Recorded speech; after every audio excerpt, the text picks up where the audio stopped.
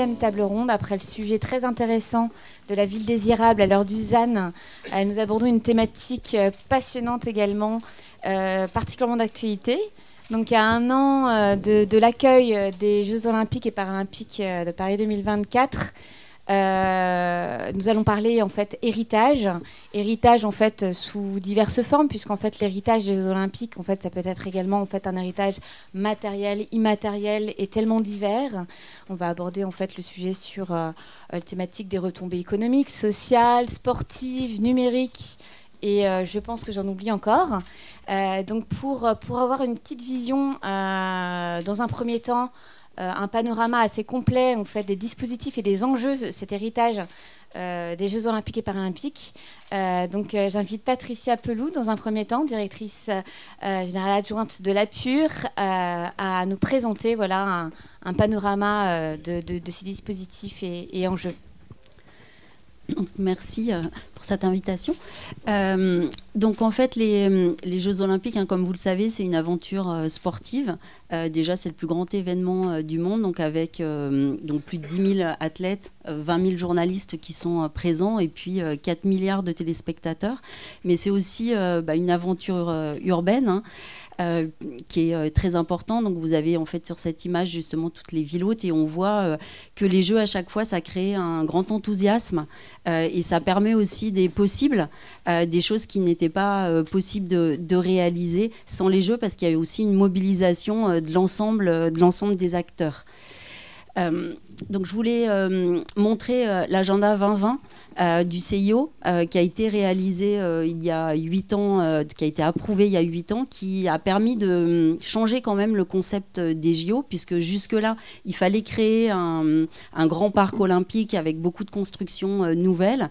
Et cet agenda 2020 a défini des objectifs qui sont un peu différents, puisqu'il demande aujourd'hui aux villes de maîtriser les coûts et donc de s'appuyer davantage sur les sites existants, quitte à avoir des sites qui sont isolés. Et puis, il y a vraiment une justification de chacun des projets au regard des enjeux de planification urbaine, de réponse en tout cas aux attentes et aux besoins à la fois des populations, mais aussi au niveau social sur ces sujets-là. Donc c'est vrai que c'est aussi amusant de voir que le monde sportif a défini pour d'autres raisons que le monde des urbanismes, mais que finalement on se rejoint aujourd'hui sur l'intérêt de s'appuyer sur ces sites existants.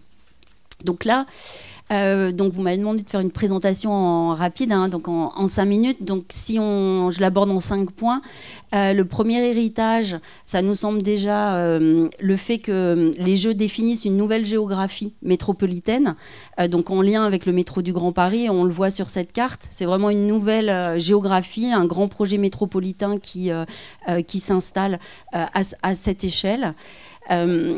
Et donc notamment, bonjour Isabelle, on a évidemment des grands liens qui sont réalisés entre notamment Paris et la Seine-Saint-Denis, mais pas seulement. Mais là, il y a vraiment des liens à la fois sur un héritage qui est physique, mais aussi un héritage immatériel sur plein d'éléments qui seront abordés ensuite. Le deuxième point, c'est évidemment le village olympique qui sera donc développé par Isabelle, où on sait que le village olympique, c'est un programme important, mais qui est vraiment un facteur de mixité aujourd'hui et d'équilibrage, et qui permet aussi d'avoir des avancées, des nouveaux modes de faire, et puis également d'aller plus loin sur toutes les questions environnementales, avec des objectifs beaucoup plus forts qui concernent à la fois des domaines techniques, mais aussi les questions de quartiers 100% accessibles, par exemple, qui sont beaucoup développés dans le cadre de ce village. Et puis c'est évidemment toute la question aussi de l'économie sociale et solidaire qui est générée. Le troisième point, Concernant l'héritage, c'est bien sûr les équipements. Donc les équipements, ils sont mesurés puisque donc il y a le grand centre aquatique qui est réalisé comme site de compétition, et puis l'aréna Porte de la Chapelle, avec pour ces deux éléments vraiment un choix qui est lié au fait qu'il y avait un retard sur la natation en Seine-Saint-Denis, qui répond à des enjeux très, très forts d'apprendre à nager. Et puis l'aréna qui a aussi intégré à l'intérieur de ce programme des gymnases à destination du quartier. Donc c'est à la fois une grande salle, mais aussi un équipement pour le quotidien. Et puis sans doute c'est un peu moins médiatisé, mais c'est aussi l'occasion de rénover des équipements sportifs existants, qui sont des lieux d'entraînement. Donc là il y a évidemment le grand complexe sportif de l'île des Vannes, qui est un site magnifique, mais il y a aussi le parc interdépartemental des sports à Marville, et puis des équipements de la ceinture verte, donc qui borde le boulevard périphérique, dans lequel il y a beaucoup, beaucoup d'équipements. Et puis on voit que les collectivités aujourd'hui travaillent beaucoup l'intégration de lieux sportifs sur l'espace public, à la fois dedans, dehors, puisque ça répond aussi à des demandes de pratique pour développer le sport dans la ville autrement. Et donc là, en image, il y a justement le playground qui fait partie aussi, donc pour certains, du programme héritage en lien avec le COJO Paris 2024. Le troisième point, c'est la question des mobilités, toute la transformation qui s'installe, à la fois avec le métro du Grand Paris, donc la ligne 14, au nord et au sud. C'est aussi les grandes infrastructures routières, donc puisqu'il y a 2 nouvelles passerelles sur l'autoroute A1, et puis aussi la voie olympique, avec toute la question qui est en débat aujourd'hui sur la voie dédiée, à la fois sur l'autoroute A1, l'autoroute de l'Ouest et le boulevard périphérique. Et puis les olympistes, donc c'est un programme de grand aménagement cyclable qui dessert notamment Paris et la Seine-Saint-Denis, et donc qui sont en cours, les travaux sont en cours et qui vont permettre d'avoir plus de 100 km, qui desservent les sites mais qui irriguent justement les territoires. Donc c'est vraiment une accélération qui s'installe. Et sur l'espace public aussi, ce qu'on appelle aujourd'hui le design actif, et l'inclusivité qui fait qu'on aménage aujourd'hui autrement. Et donc ça, c'est porté à la fois dans les villages, mais aussi dans le cadre des quartiers, embellir votre quartier, par exemple à Paris ou en Seine-Saint-Denis, dans certains travaux. Et puis le dernier point, c'est évidemment la Seine.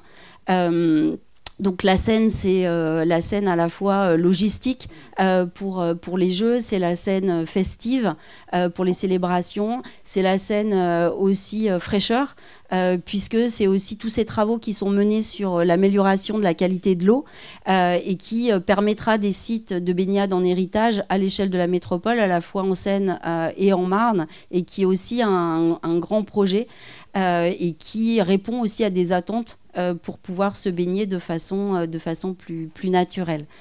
Voilà, donc c'est vrai qu'on voit à travers ces éléments que les Jeux sont à la fois des révélateurs de sites et puis aussi un accélérateur, puisque tout va beaucoup plus vite. Si on prend le village olympique, même la candidature de 2012 a fait que l'opération Nouveau Quartier Batignolles a été réalisée comme on n'a pas eu les Jeux en 2012 sur une période beaucoup plus longue que ce qu'a eu la Solidéo pour la période 2024, mais on voit bien qu'on n'est pas dans un urbanisme uniquement de l'événement, mais dans finalement un urbanisme nouveau quartier qui permet d'aller plus loin sur ces enjeux environnementaux.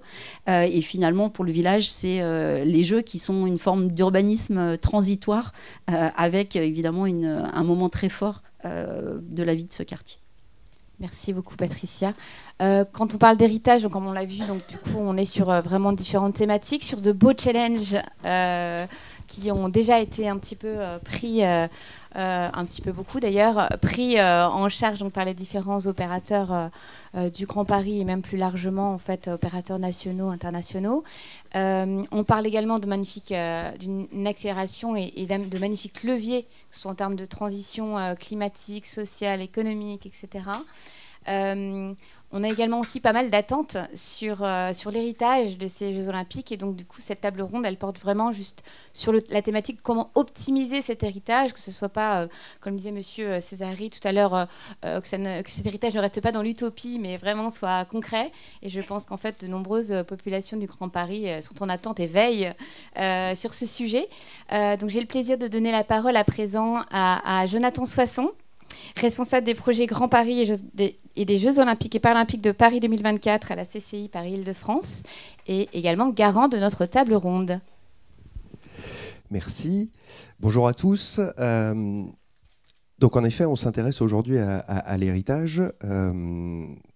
Peut-être dire dans un premier temps que ça fait du bien un peu de se projeter sur l'après. Aujourd'hui, les médias s'attachent beaucoup à la livraison des Jeux et avec les grands thèmes que vous connaissez tous, parce qu'ils sont mis en lumière dans les médias, la sécurité, les transports, la billetterie. Je cherche d'ailleurs des billets pour la cérémonie d'ouverture, si certains d'entre vous ont réussi à en avoir. Mais donc, merci. Ça fait du bien de penser l'après et donc cette notion d'héritage. Un peu de sémantique, déjà, peut-être pour cadrer le sujet. L'héritage, c'est quoi ? Avec deux exceptions, la version française, la version anglaise, le legacy, la notion de qu'est-ce qu'on fait rentrer dans le patrimoine, le patrimoine mondial, ça s'appelle World Heritage, pardon pour l'accent en anglais. Qu'est-ce qu'on fait rentrer dans le patrimoine français en délivrant ces Jeux à Paris, allez, disons-le, en France, parce que c'est un peu plus large que Paris, comme vous le savez. Donc qu'est-ce qu'on laisse comme trace, ou qu'est-ce qu'on ne laisse pas comme trace d'ailleurs, en accueillant ces Jeux.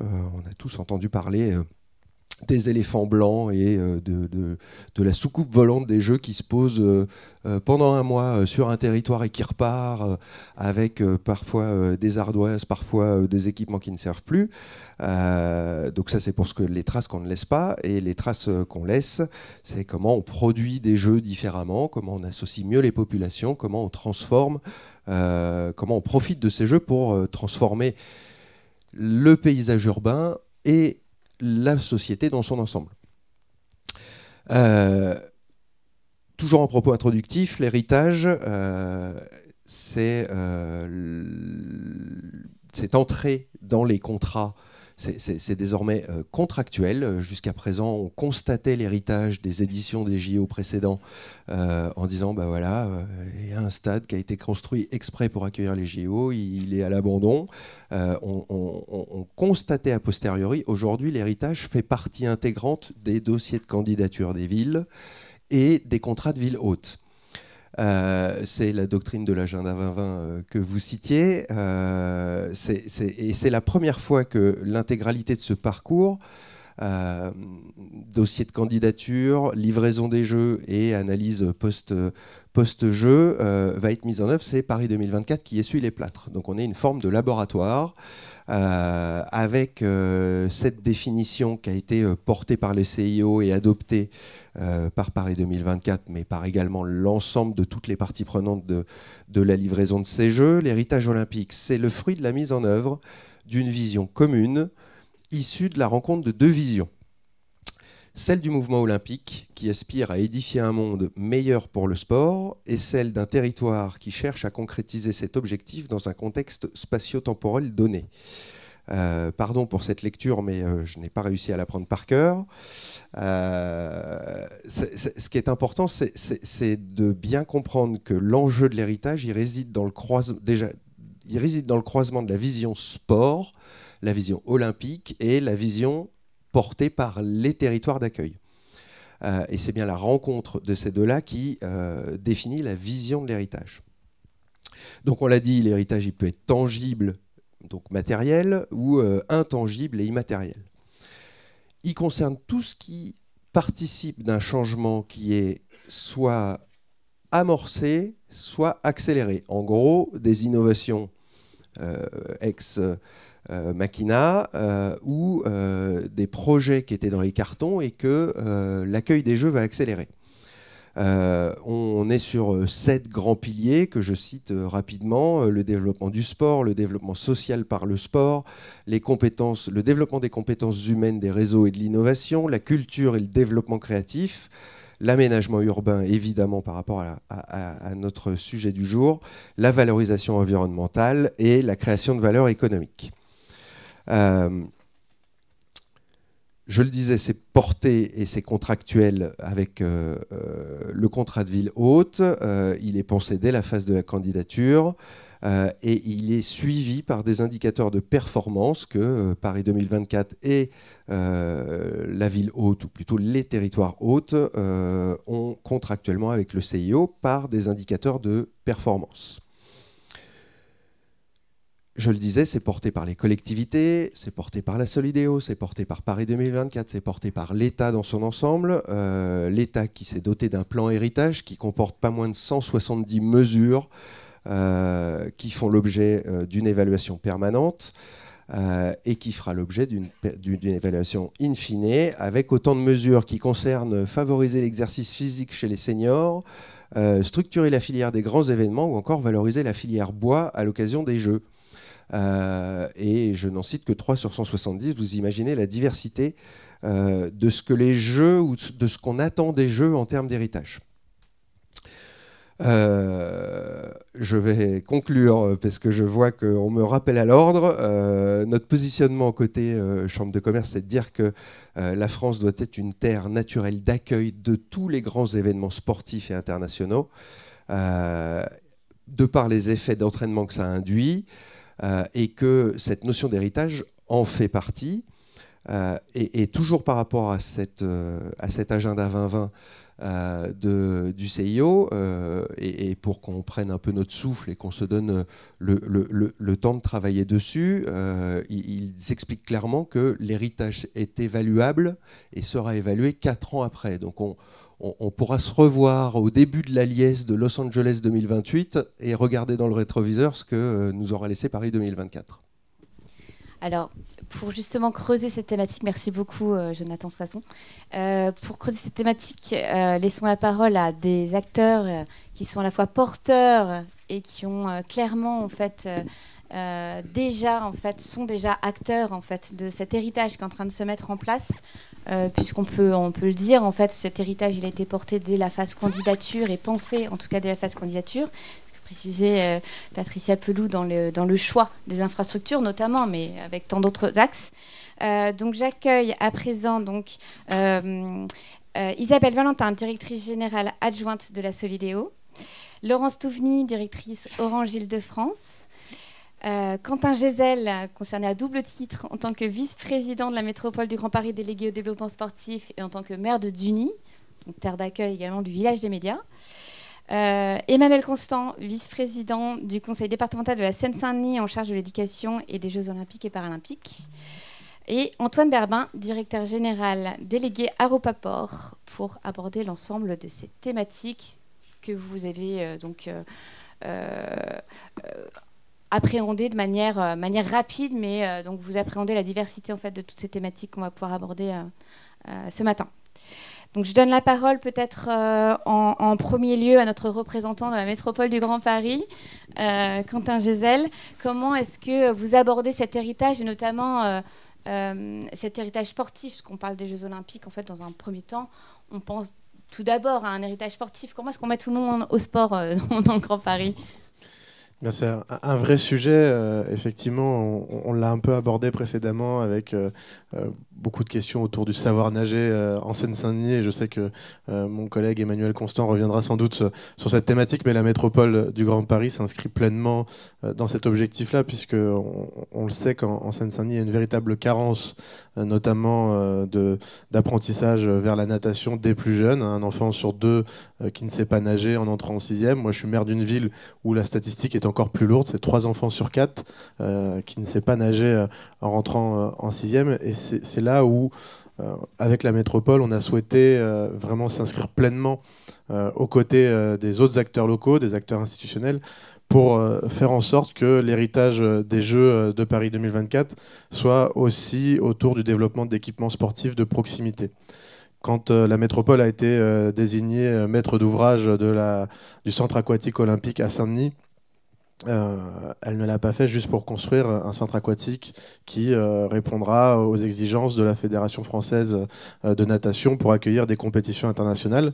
Alors certes, on pourra accueillir d'autres compétitions de natation dans les années à venir sur le site de Saint-Denis, mais entre ces événements et ces grands événements, on a un intérêt à faire en sorte que cet équipement puisse répondre à des enjeux d'accès au sport, de pratique sportive, d'apprentissage de la natation au plus près des populations. Puisque quand on aménage la ZAC de la Plaine Saulnier, on aménage effectivement ce centre aquatique qui, au lendemain des Jeux, pourra aussi permettre aux habitants de pratiquer différents sports, du futsal, de l'escalade, du basket 3x3, et puis devenir tout simplement un véritable lieu de vie en plein cœur d'un quartier qui va se développer aussi au lendemain des Jeux.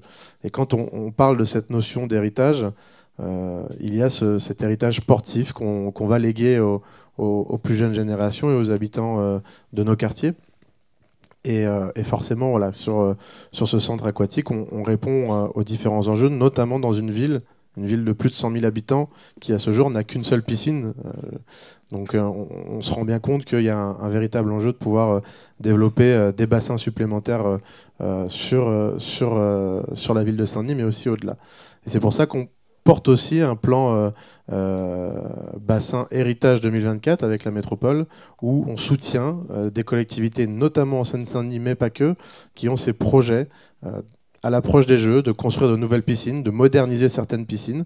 Et donc, on accompagne vraiment les collectivités à pouvoir répondre à ces enjeux de savoir nager sur nos territoires. Et puis en parallèle, en tant que maire de Duny, on porte aussi des projets de quartier dans lesquels, avec la Solidéo, on travaille activement pour qu'il y ait des équipements urbains de proximité, en accès libre, de sport, de pratiques sportives. À Duny, on a un gymnase qui est accessible au plus grand nombre. Exactement. Donc, on pense aussi l'aménagement de l'espace public pour qu'il puisse être sportif, pour qu'on puisse rejoindre d'autres équipements sportifs. Et quand on construit le village des médias à Duny, on construit aussi un gymnase avec 2 salles. On construit d'autres équipements publics, bien évidemment, nécessaires à la vie d'une ville et d'un quartier. Mais on répond aussi à cet héritage sportif pour favoriser la pratique sportive de toutes et tous dans l'espace public et au cœur de nos territoires. Merci beaucoup. Alors Emmanuel Constant, on parlait justement de cette imbrication des territoires et ce travail en commun, notamment avec les différents territoires, la métropole du Grand Paris, les élus locaux, les maires, la Solidéo. Comment en fait, vous, au niveau du département, vous abordez cette question de l'héritage, quel plan de mobilisation déjà dans un premier temps, parce que je crois qu'il y a pas mal de choses qui ont été mises en place dès le départ pour embarquer toutes les populations du Grand Paris et notamment de la Seine-Saint-Denis dans cette préparation des Jeux Olympiques jusqu'à cette phase des Jeux en soi et ensuite de l'héritage. Donc qu'est-ce que vous pouvez nous dire sur tous ces dispositifs et ces ambitions ? Alors, bonjour à toutes et à tous d'abord et merci pour votre invitation. À près de 420 jours du début des Jeux, c'est presque trop tard de se poser la question de l'héritage, même si tout n'est pas réglé. La question de la mobilisation de la Seine-Saint-Denis, dans un premier temps, ou de la population de la Seine-Saint-Denis, elle s'est jouée non pas autour de l'héritage, mais elle s'est jouée autour de l'idée que il ne fallait pas que les Jeux, qu'ils soient olympiques ou paralympiques, alors qu'ils allaient se dérouler principalement sur le département de la Seine-Saint-Denis, il ne fallait pas que ces Jeux apparaissent comme étant un corps étranger. Quelque chose qui effectivement est déposé là et apparaît comme une compétition, une somme de compétition hors sol qui ne concernerait pas la population.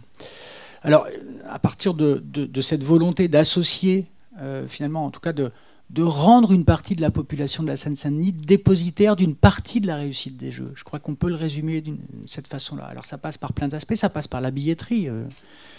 vous l'avez dit. Je pense que sur les précédentes éditions des Jeux Olympiques, sur une cérémonie d'ouverture dans un stade avec 60 000 personnes, c'était encore plus compliqué d'avoir des places que là, puisque là, vous avez à avoir 300 000 personnes sur les bords de scène, plus les accès gratuits sur réservation. Donc ça reste un événement compliqué en termes de billetterie, mais la billetterie peut-être à elle seule pourrait constituer un objet de débat. Mais nous avons, au même titre que d'autres collectivités locales et territoriales, émargé sur la question de la billetterie, notamment en direction de nos publics que sont les collégiens. Et je sais que les communes, et Quentin le fait, la métropole du Grand Paris, l'État, la région, toutes ces collectivités sur la question de la billetterie sont également mobilisées, et il va y avoir des dizaines de milliers de billets qui vont être distribués pour les populations locales.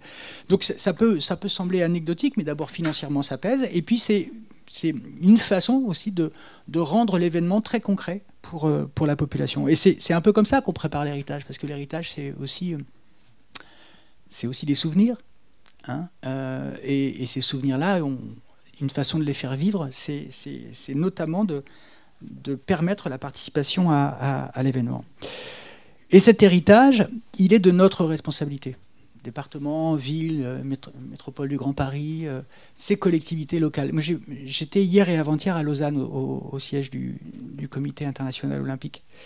Et pendant 2 jours, on n'a évoqué que ça, que la question de l'impact et de l'héritage.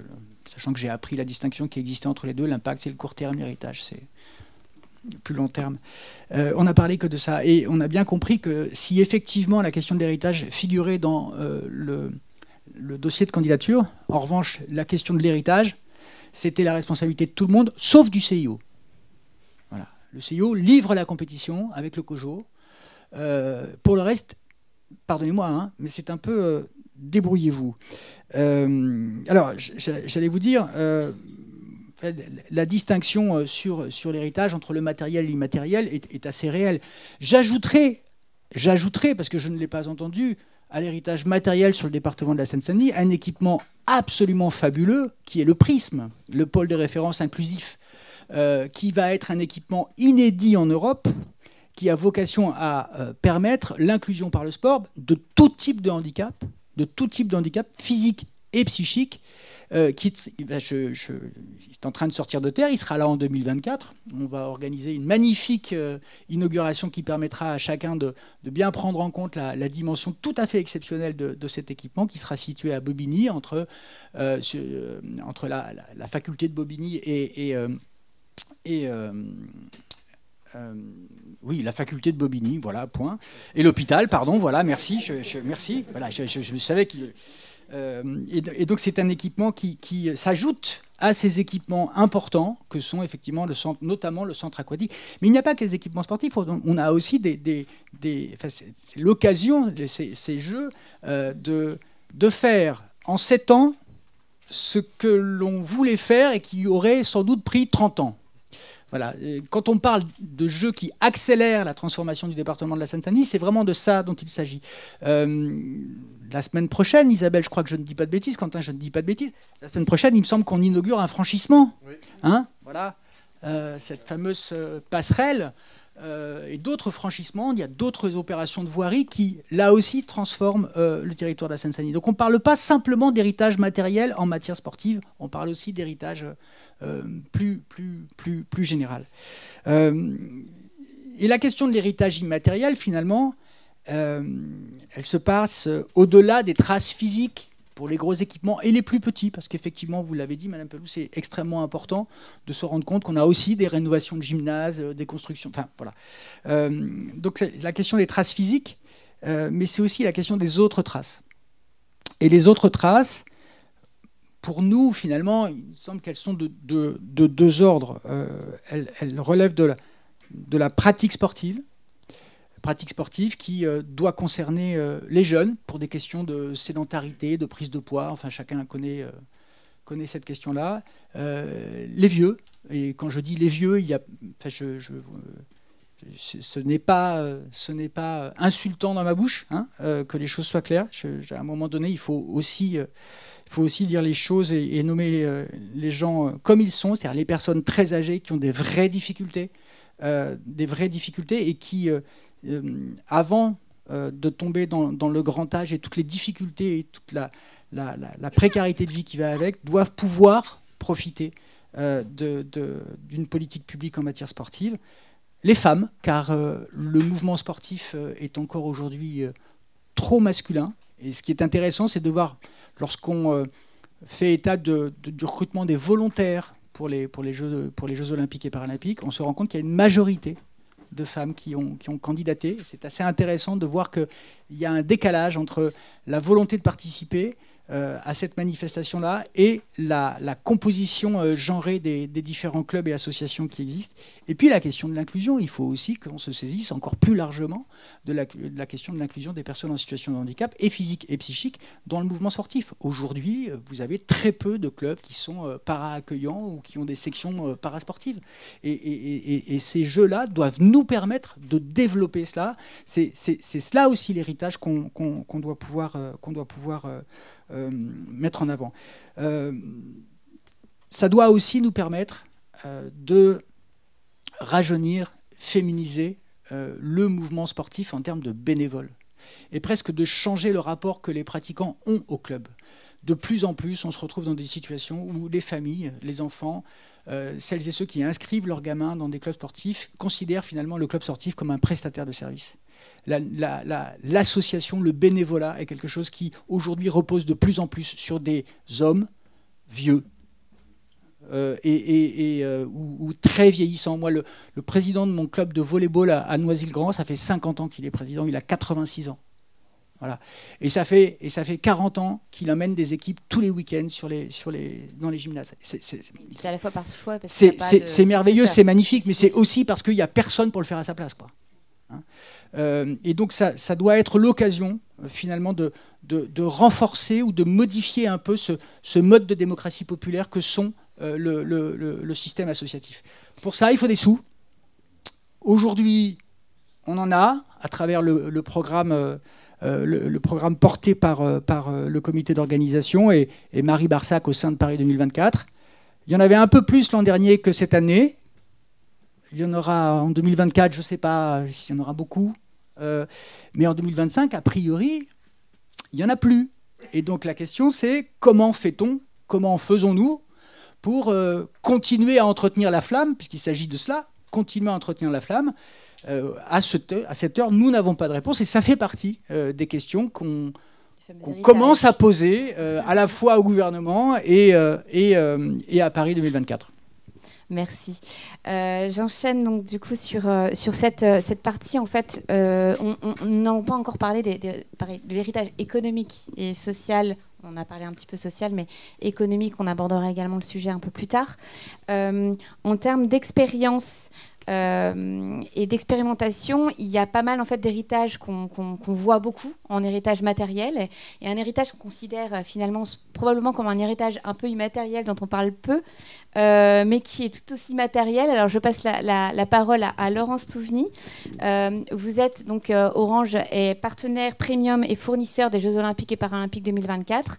Lors des sessions de préparation de cette table ronde, vous nous parliez de tous les enjeux pour Orange et pourquoi est-ce qu'Orange également est partenaire, quelle est l'ambition, la volonté et surtout tout le travail qui est en cours et encore à réaliser pour l'accueil des Jeux Olympiques et l'après. Oui, tout à fait. Donc effectivement, Orange est partenaire premium des Jeux Olympiques Paris 2024. Alors qu'est-ce que ça veut dire et qu'est-ce qu'on va faire dans le cadre de ces Jeux Olympiques ? Alors, vous avez cité tout à l'heure quelques chiffres impressionnants sur la taille de l'événement. Moi, j'ai envie d'en rajouter quand même quelques-uns. Donc, vous avez dit 4 milliards de téléspectateurs, vous avez dit 20 000 journalistes. On pourrait dire aussi 10 millions de visiteurs, donc 10 millions de personnes qui vont venir assister aux Jeux Olympiques. On peut aussi dire que les Jeux Olympiques, c'est finalement... pour nous, en tout cas, d'un point de vue télécom, c'est comme si on organisait 32 Coupes du Monde en même temps sur le même mois. Donc c'est assez considérable. Et ce qu'on va devoir faire, c'est finalement connecter les 120 sites de compétition et de non-compétition pendant l'événement. Et vous êtes le seul opérateur à intervenir pendant Voilà. le jeu, il me semble. Donc 120 sites de compétition et de non-compétition. Il y a aussi toutes les infrastructures, on va dire, les aéroports, les gares, tous ces lieux où en fait beaucoup de personnes vont converger et vont se retrouver. Et effectivement, Orange est le seul opérateur télécom à réaliser l'intégralité finalement des prestations télécom et de captation et de transmission des images, là où à Tokyo il y avait 5 opérateurs télécoms qui finalement réalisaient l'ensemble de ces prestations. Donc pour nous c'est évidemment quelque chose d'inédit, c'est une prouesse technologique que nous allons devoir réaliser. Et je dirais que la prouesse technologique, elle va démarrer par la cérémonie d'ouverture. Alors j'ai pas de place, je suis désolée. Pas encore, voilà. Mais la cérémonie d'ouverture, il faut effectivement se rendre compte que cette cérémonie, elle va se dérouler sur 6 km sur la Seine, donc entre le pont d'Austerlitz et le pont d'Iéna. Effectivement, donc c'est beaucoup plus que 60 000 ou 80 000 personnes qui habituellement se retrouvent dans un stade pour une cérémonie d'ouverture. C'est plutôt, non pas 300 000, mais 600 000 personnes, donc 300 payés, voilà. Donc c'est 600 000 personnes qui vont se retrouver sur 6 km. Donc c'est quelque chose qui, en fait, n'a jamais existé. Et tous ces gens qui vont être là pendant la cérémonie d'ouverture, ils vont avoir qu'une envie, c'est quoi ? C'est prendre des images et les transmettre à leurs proches, à leurs amis, à leur famille, pour leur montrer ce que ça représente. Donc il y a un petit côté défi. On risque de reconnaître les mêmes expériences qu'il y a 10 ans au moment des vœux. En fait, on travaille beaucoup pour que effectivement ça n'arrive pas. Et donc, vous imaginez bien que pour nous, c'est un projet tout à fait considérable.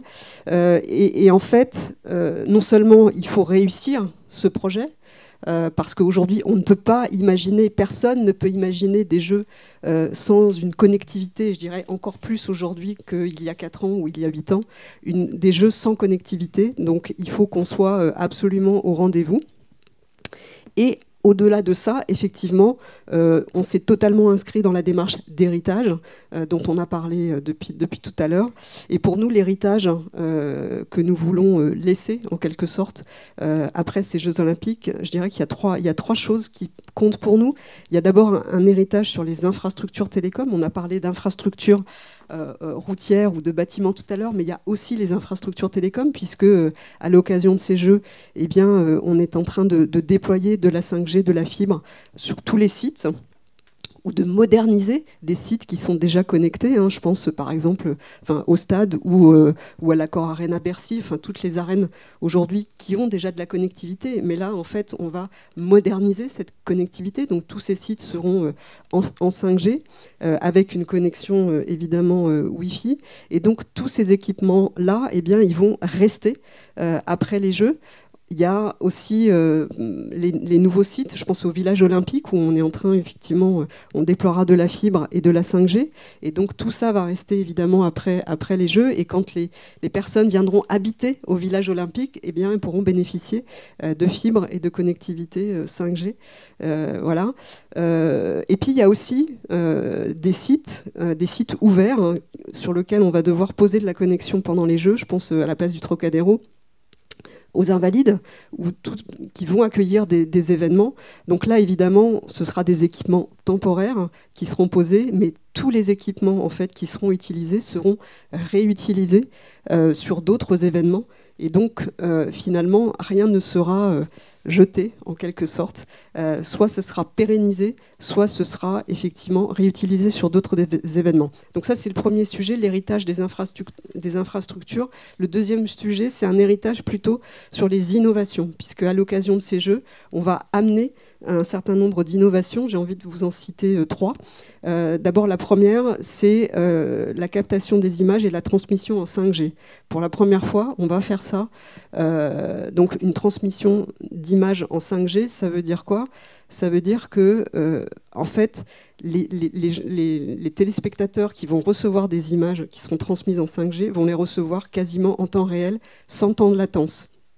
Ça vous est sans doute arrivé de regarder un match de foot sur un smartphone et d'entendre à côté, parce qu'il y a le bar du coin qui transmet le match à la télé, en fait, d'avoir le but sur votre smartphone, juste 4 secondes après, vous avez entendu la réaction des gens dans le café d'à côté. Et bien en fait, avec la captation et la transmission d'images en 5G, le temps de latence sera totalement réduit et vous pourrez voir le but en même temps que les gens qui vont être au café du coin sur leur télé. Donc ça, c'est une innovation qu'on va beaucoup pousser à l'occasion de ces jeux. Il y a aussi un dispositif qu'on va mettre en place avec toute l'organisation des JO. C'est ce qu'on appelle le push-to-talk. Donc en fait, c'est un dispositif de communication qui remplace finalement le talkie-walkie, puisqu'en fait, les gens qui sont sur la compétition, normalement, échangent, communiquent avec un système de talkie-walkie. Et bien là, ce sera sur un smartphone avec une application très simple, sécurisée, qui permettra d'avoir une communication, on va dire, sécurisée avec tous les gens qui participent à l'événement, toute l'organisation. Et non seulement on pourra transmettre de la voix, mais aussi on pourra transmettre des images et de la vidéo. Et ça va sans doute être très utile. C'est la première fois qu'une organisation utilisera ce système sur les JO Paris 2024. Et puis il y a d'autres innovations qui seront plus... je dirais confidentielles, mais qui sont pour nous très importantes. Là, je voudrais évoquer une start-up que nous soutenons qui s'appelle Touch2See et qui propose en fait à des personnes malvoyantes de finalement suivre un match de foot, par exemple, ou de rugby à partir d'une tablette tactile connectée en 5G. Donc voilà, tous ces éléments d'innovation seront présents donc sur les JO, et on peut imaginer un passage à l'échelle au-delà des JO sur ces différentes innovations.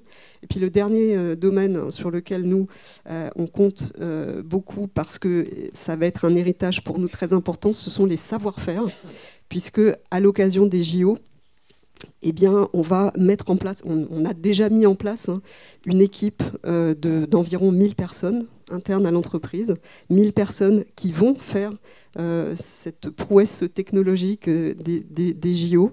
Et ces 1000 personnes, finalement, à l'occasion des JO, vont développer des savoir-faire assez, je dirais, exceptionnels, uniques. Et tous ces savoir-faire, eh bien, on va pouvoir les valoriser après les Jeux pour nous en interne de l'entreprise, mais aussi les mettre au service d'autres événements en France et dans le monde.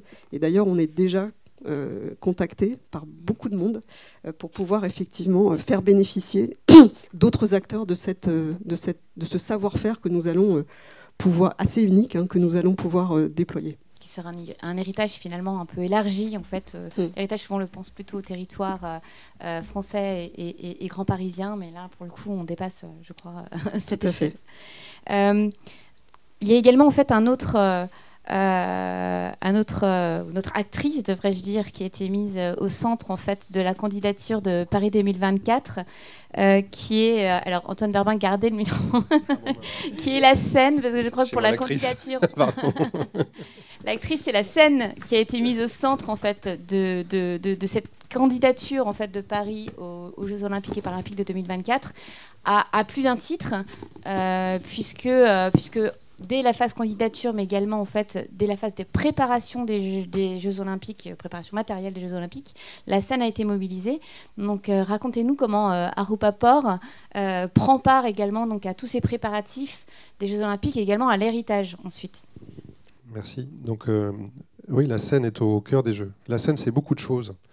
En fait, c'est naturellement un milieu naturel. C'est un cadre de vie pour tous les Franciliens, tous les Parisiens.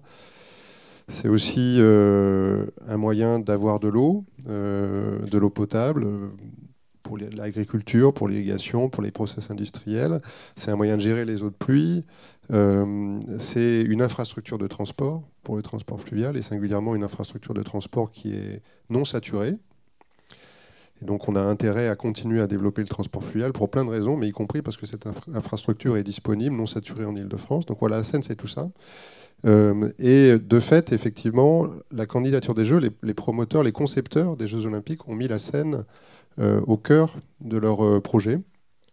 Et on fait en quelque sorte, pour les Jeux de Paris, le Paris de la Seine, avec un village olympique construit en bord de Seine, même qui enjambe la Seine, qui inclut la Seine dans son enceinte, avec des épreuves de natation en eau libre dans la Seine, avec une cérémonie d'ouverture sur la Seine. Donc on voit bien effectivement qu'il y a une forme de mise de la Seine. Alors la Seine ne sera pas l'héritage des Jeux, elle existait avant, elle existera après, mais les usages de la Seine et la mixité des usages de la Seine sera en partie l'héritage des Jeux, avec des usages qui vont émerger et d'autres qui continueront à devoir trouver leur place, à devoir exister. Donc le village olympique, c'était naturellement un défi logistique, construction du village. Je ne veux pas empiéter sur votre présentation, mais c'était en tout cas un enjeu logistique pour les déblais de chantier qui ont été massivement évacués par la Seine. Et il serait bien que tous les maîtres d'ouvrage publics, tous les maîtres d'ouvrage privés aient ce réflexe logistique d'utiliser la Seine pour limiter les trajets en camion pour leur chantier, que ce soit pour les déblais de chantier ou pour l'approvisionnement du chantier.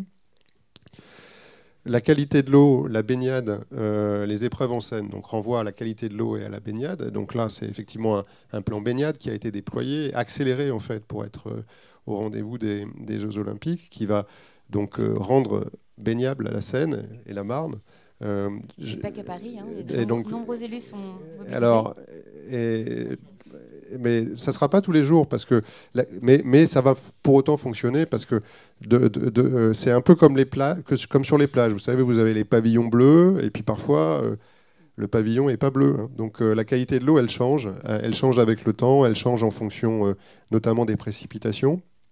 Et de fait, il y avait une double problématique. Il y a une double problématique, c'est qu'il faut gérer les eaux de pluie, et notamment les déversements en période d'orage, qui ajoutent à la pollution de l'eau. Et puis, il fallait aussi gérer tous les branchements des particuliers, des entreprises au réseau, avec une problématique très forte de mauvais branchements, qui sont un héritage pour le coup, mais un héritage, un passif, je dirais, et qu'il fallait corriger, et qui est en train d'être corrigé. Donc c'est un travail vraiment de fond qui va améliorer la qualité de l'eau et qui va la rendre baignable dans certaines conditions, pas tous les jours, mais dans certaines conditions, et qui va réouvrir une pratique qui existait et qui va pour autant, du coup, poser un certain nombre de questions de sécurité, de mixité des usages, puisqu'il y a d'autres usages sur la Seine, mais ça sera incontestablement un héritage des Jeux. Donc voilà, je ne serai pas beaucoup plus long, mais juste pour dire qu'effectivement, la Seine est au cœur des Jeux et que l'héritage que nous laissera les Jeux, c'est cette mixité des usages. Voilà. Et peut-être finir sur la cérémonie d'ouverture, qui est alors là un défi extraordinaire, à la fois... un défi un peu fou. Hein. Moi, en parlant de la cérémonie, je dis voilà, ils ne pensaient pas que c'était impossible, donc ils l'ont réalisé. Mais donc c'est vrai que c'est un défi un peu fou. Je ne savais pas qu'il y avait cet enjeu de télécommunication. Et il y en a plein d'autres, en fait, des enjeux aussi compliqués que celui-là, qui me dépassent largement, les questions de sûreté, etc. Mais c'est un enjeu, c'est aussi une question logistique et qui met en valeur une activité que l'on connaît bien, pour le coup, à Europaport, qui sont les bateaux promenades dans Paris, qui sont une activité qui est finalement connue partout dans le monde, bateau-mouche, qui est une activité non essentielle, hein, puisque c'est une activité touristique, qui est une activité carbonée, qui fonctionne avec des bateaux qui sont des bateaux thermiques, majoritairement diesel, et qui, à l'occasion de ces Jeux Olympiques, un peu avant, mais dans une démarche qui était engagée, voilà, accélère leur transformation, la remotorisation de la flotte, le verdissement de la flotte, l'utilisation de l'énergie électrique plutôt qu'une énergie carbonée. Donc on sait qu'on est dans un phénomène d'accélération et de transformation de cette activité. Et puis je pense qu'en termes d'héritage, cette cérémonie va nous laisser des images extraordinaires. Moi, en tant que gosse, je me souviens de l'inauguration des Jeux de Los Angeles en 1984. Et je pense que les images de cette cérémonie d'ouverture sur la Seine seront assez éternelles, en fait, hein, dans nos esprits et dans l'esprit de nos enfants. Ça sera aussi ça, l'héritage. Merci beaucoup. Alors, Isabelle Valentin, donc vous avez beaucoup de choses à dire, en fait, sur cette notion d'héritage, puisque vous êtes au cœur du sujet depuis pas mal de temps. Comment, justement, en fait, la Solideo a déployé cet héritage concrètement à travers toutes ces années de préparation, construction, d'équipement des territoires? Oui. Alors bonjour à tous. Je vais revenir juste en quelques mots sur la manière dont se construisent ces Jeux. Donc il faut avoir en tête qu'il y a deux entités. Il y a Paris 2024, ce qu'on dit le COJO. qui a en charge l'organisation de l'événement proprement dit et de tout ce qui va être éphémère. Et puis il y a une deuxième structure qui est la Solidéo, qui est un établissement public et qui a en charge la réalisation de tous les ouvrages pérennes, donc qui resteront après les Jeux. Solidéo a été créé par voie législative, par une loi. Et dans le texte de la loi, il était dit que Solidéo avait en charge, était garant de la livraison des ouvrages olympiques et garant aussi de l'héritage. Donc c'était vraiment l'héritage, c'est pas simplement un élément des Jeux, c'est vraiment une fonction principale au sein de la Solidéo. Et quand on a commencé à travailler sur les Jeux début 2018 à la Solidéo, on s'est tout de suite interrogé sur cette double mission.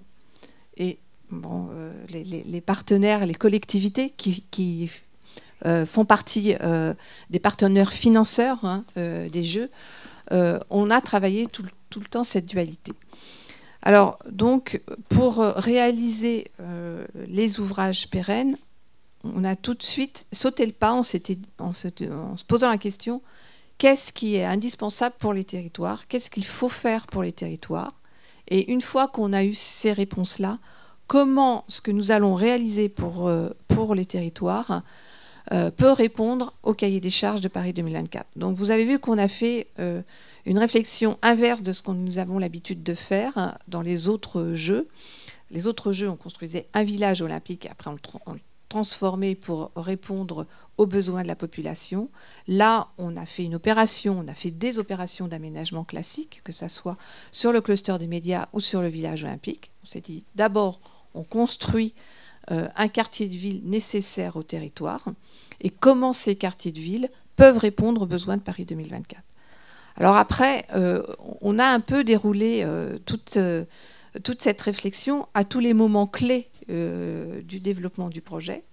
Au moment des études, on a commencé par se dire on va faire des logements avec des T2, T3, T4, T5, enfin voilà, les organisations de logements habituelles, et comment ces logements familiaux peuvent accueillir les athlètes. Alors l'accueil des athlètes, c'est un peu spécifique.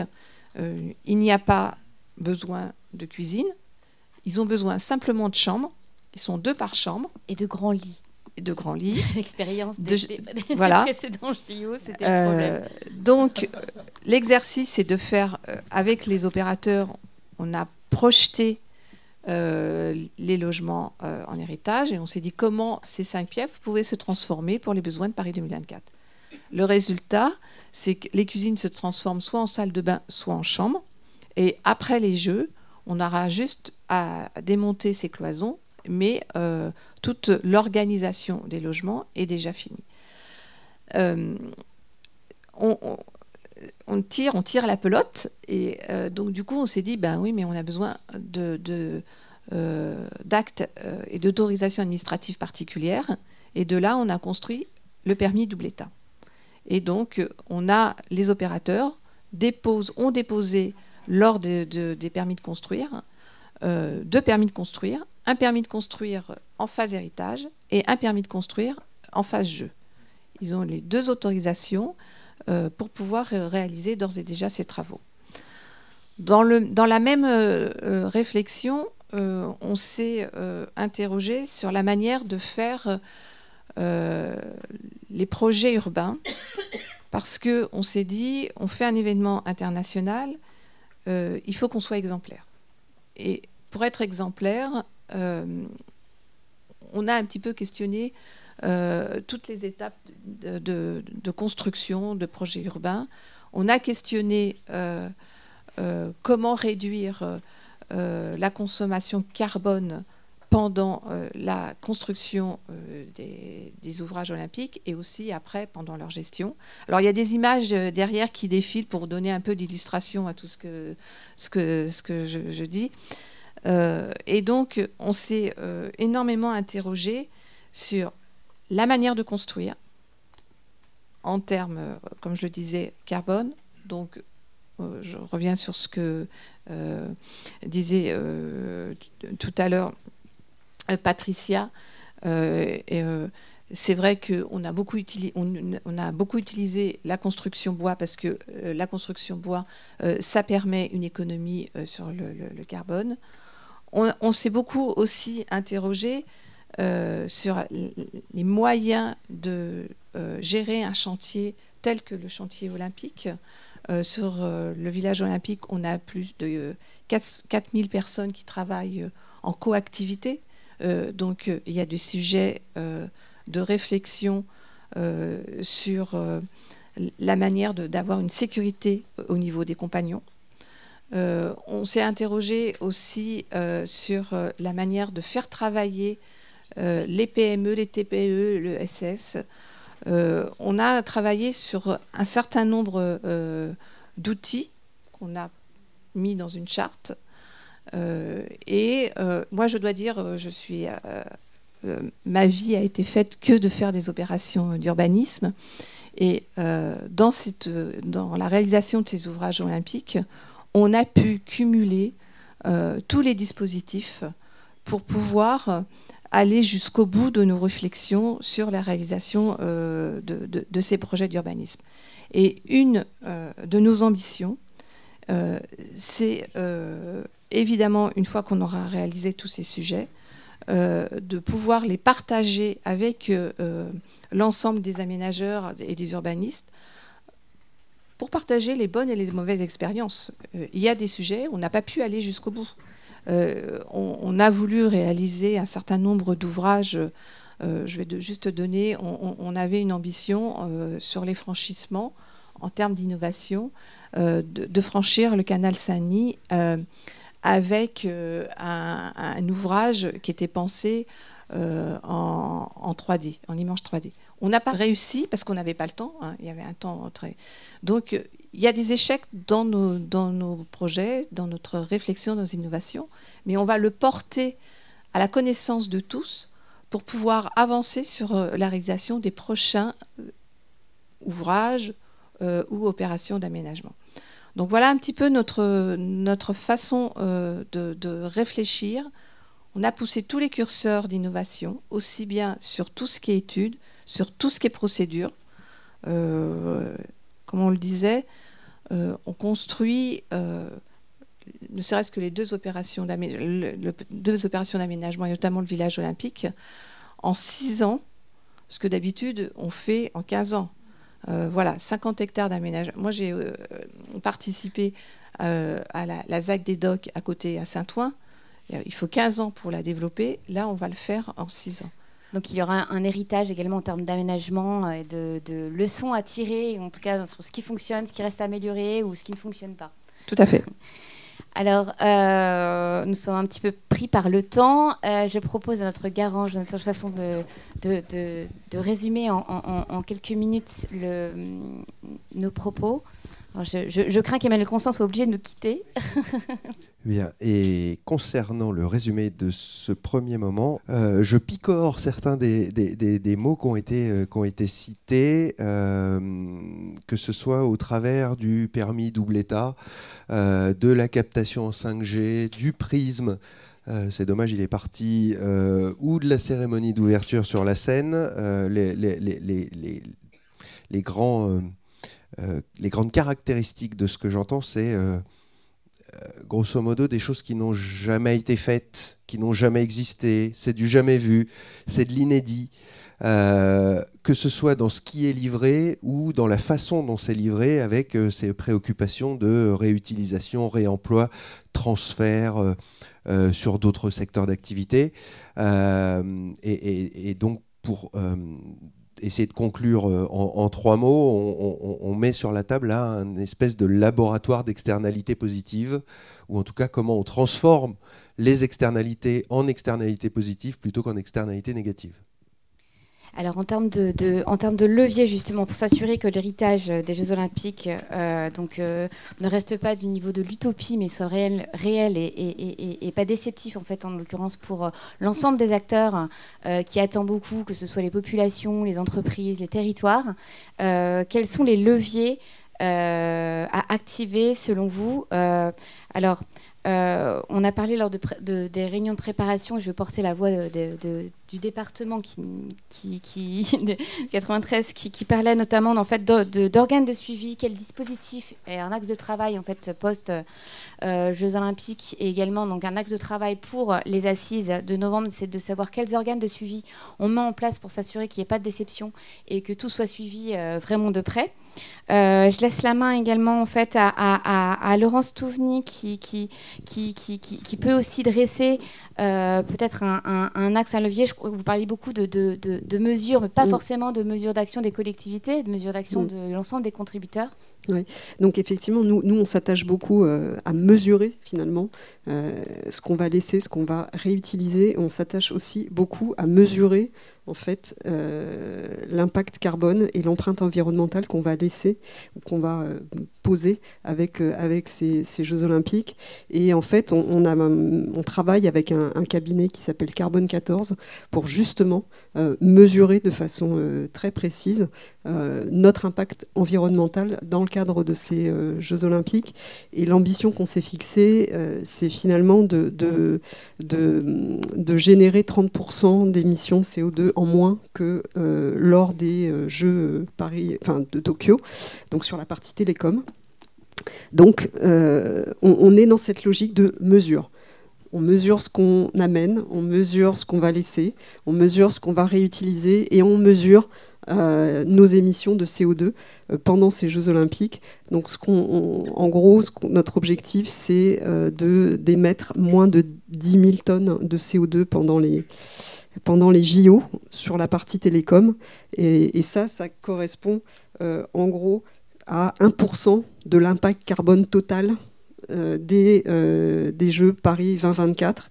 Et si on veut se rendre compte ce que ça représente, ça correspond finalement à l'impact carbone de 1000 Français durant une année. Ce que génère 1000 Français durant une année. Donc c'est énorme. Donc du coup, il faudrait que l'ensemble des contributeurs Exactement. se mettent dans cette dynamique. Dans cette logique et cette démarche de mesure systématique pour maîtriser finalement à la fois notre héritage et notre empreinte environnementale. À la fois pour une question d'information, de transparence, pour l'histoire, pour les prochains Jeux Olympiques, également partagés avec les futures villes hôtes.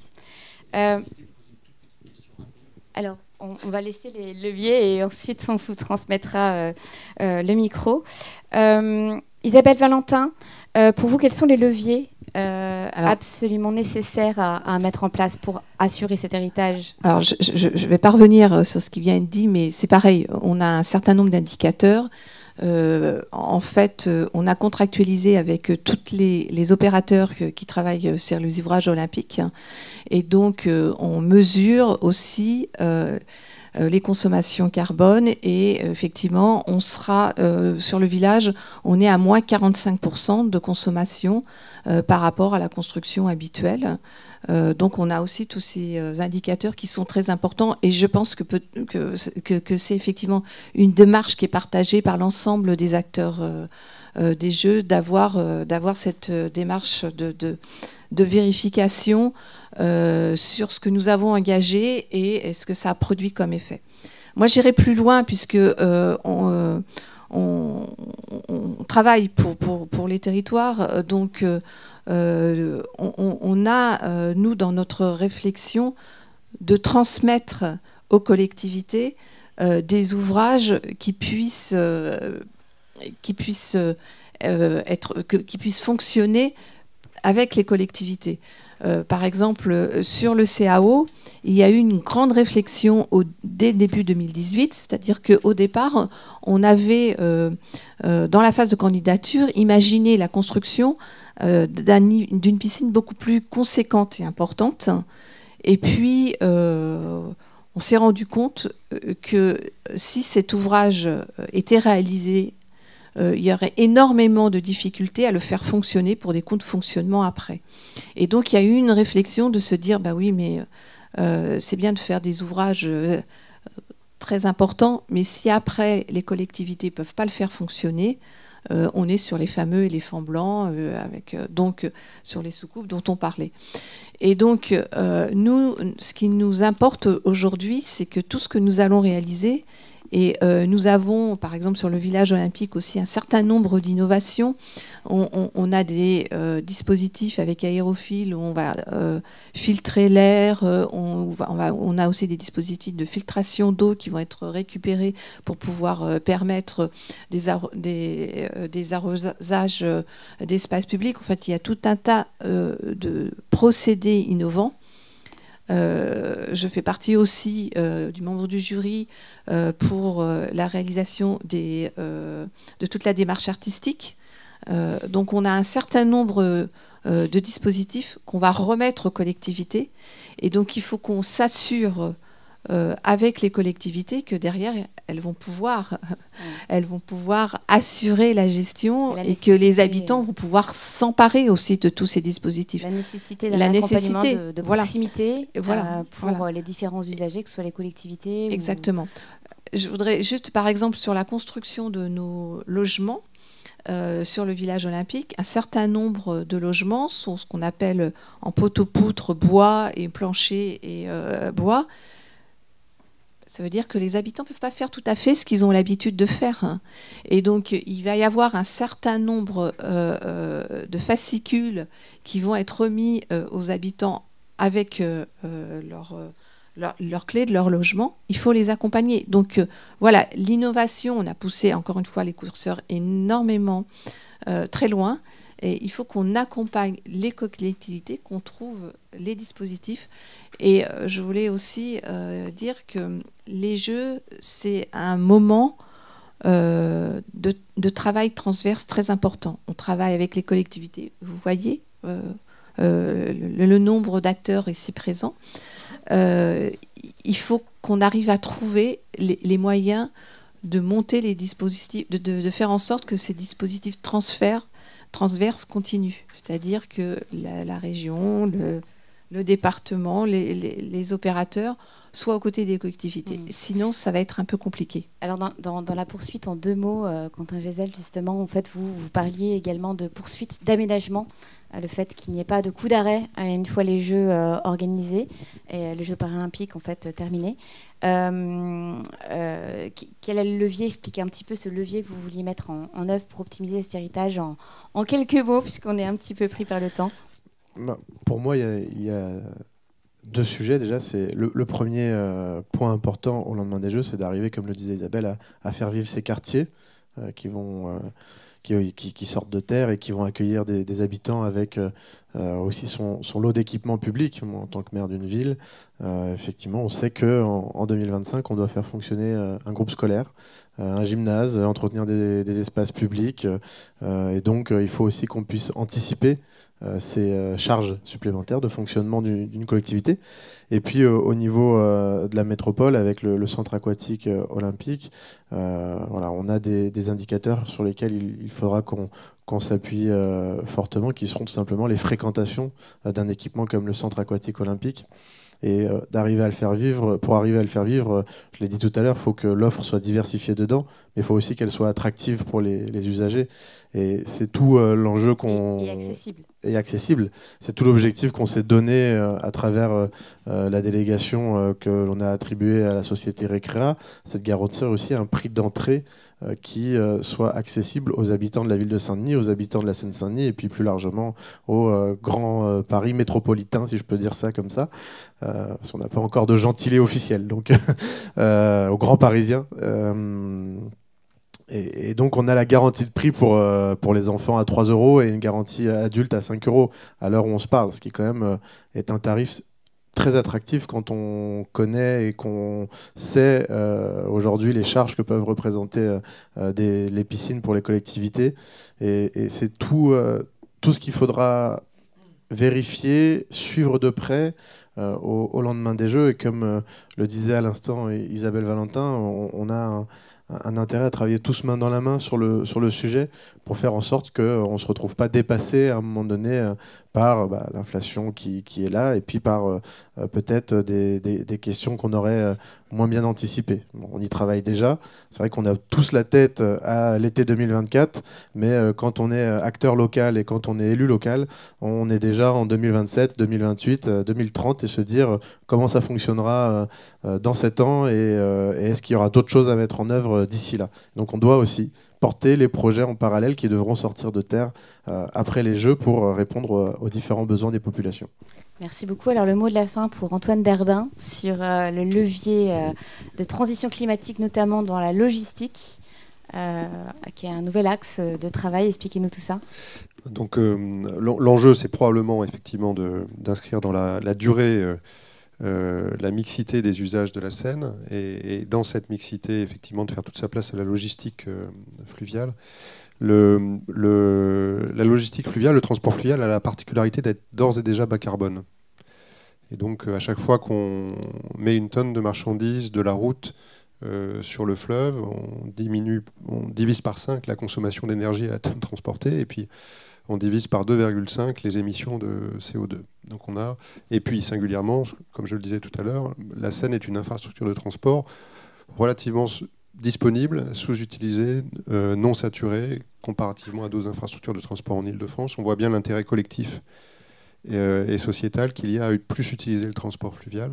Et donc voilà, on a cet enjeu. Et pour faire du transport fluvial, singulièrement, il faut des ports fluviaux, c'est de l'espace. Donc voilà, l'espace, c'est quelque chose de rare, donc il faut faire de l'espace au port. On a 2 types de ports en Île-de-France. On a des grandes plateformes multimodales, port de Gennevilliers, port de Bonneuil-sur-Marne, Bruyères-sur-Oise. Et puis on a ce qu'on appelle nous des ports urbains, des quais qui sont des quais en ville en fait, parce que pour faire du transport fluvial, il faut 2 points, il faut charger, décharger, au plus près des besoins. Et donc il faut faire de la place aussi pour le transport fluvial en ville. C'est ce qu'on a fait par exemple avec l'aide de la ville pour permettre de passer l'ensemble de la chaîne logistique d'IKEA sur le fluvial, depuis le port de Gennevilliers jusqu'à Paris. Parce que maintenant, tous les Parisiens qui commandent chez IKEA sont livrés par la voie d'eau, par le fleuve. Et donc pour ça, voilà, il faut de la place et des quais, y compris en ville, pour développer un mode de transport décarboné. Merci à tous pour cette diversité de prise de parole qui démontre à quel point en fait l'héritage c'est une histoire qui a commencé il y a plusieurs années et qui nécessitera donc l'implication de tous en fait pendant encore pas mal de temps après les JO. Excusez-moi, il y a une question du monsieur. Oui, Jean-Luc Touly, élu de Vissou, communauté de Paris-Saclay, et membre du syndicat des eaux d'Île-de-France. Mais comme il y a un débat sur l'eau après, je vais pas... Non, je m'adresse un peu à quelques personnes là autour de la table. Il faut de la télécommunication. Nous, à Cavissou, par exemple, on a la fibre, mais une partie des gens n'ont pas Internet depuis des mois. Donc, mais ce n'est pas la question. La question, c'est les data centers. On a besoin de data centers. Simplement, les élus locaux sont confrontés à un problème. C'est qu'en milieu urbain, évidemment, on n'a pas toujours les zones excentrées, agricoles, ou qui permettrait d'installer ça. Donc on a eu un data center d'Amazon de 100 MW qui est en plein centre-ville à côté d'une école d'habitation et on n'a pas de réseau de chaleur. Et beaucoup de communes n'ont pas de réseau de chaleur. Donc on ne récupère pas la chaleur qui part dans la nature. Doté de groupes électrogènes au fioul, sans obligation de filtre avec les particules fines. Et on a la pression du préfet qui veut nous imposer un data center sur lequel on est d'accord, mais pas à n'importe quelle condition. Donc il y a beaucoup d'élus de communes qui, notamment Seine-Saint-Denis et ailleurs, qui voient des data centers s'installer, mais il faudrait peut-être quand même que soit le législateur, on impose des conditions pour que ces data centers ne s'installent pas n'importe au détriment. Voilà. Alors moi, je suis pas dépositaire de tous les projets de data center en Île-de-France. Enfin, ce que je peux vous dire, en tout cas, c'est qu'Orange est en tout cas très, soucieux de l'impact environnemental de ces data centers. Je vous vois secouer la tête. Oui, c'est vrai. Vous pouvez regarder les data centers, les deux, puisqu'on n'en a pas énormément. Comment ? Ouais. Oui, mais en termes, oui, mais alors, vous voyez, enfin, je pense qu'on sort du sujet, mais juste, on est un peu dans le paradoxe de notre société, vous voyez. Tout le monde veut de la connexion. Tout le monde veut de la connexion. On ne peut plus s'en passer, mais on ne veut pas de data center. Alors, comment on fait ? Donc, la solution, c'est de travailler à des data centers qui, en fait, permettent de maîtriser l'impact environnemental. Et il y a des technologies aujourd'hui qui permettent de le faire. Et donc, il faut que les entreprises qui développent ces data centers véritablement aillent dans l'utilisation de ces nouvelles technologies de data centers qui permettent effectivement de limiter l'impact environnemental. En tout cas, c'est ce que nous faisons. Les data centers, les 2 derniers data centers que nous avons installés utilisent des technologies qui permettent véritablement de limiter l'impact environnemental parce que toute la chaleur qui est produite par le data center est réutilisée. Et bah oui. Et donc ça, voilà, bah écoutez, ça moi, fera voilà. l'objet d'une On pourra faire une table ronde.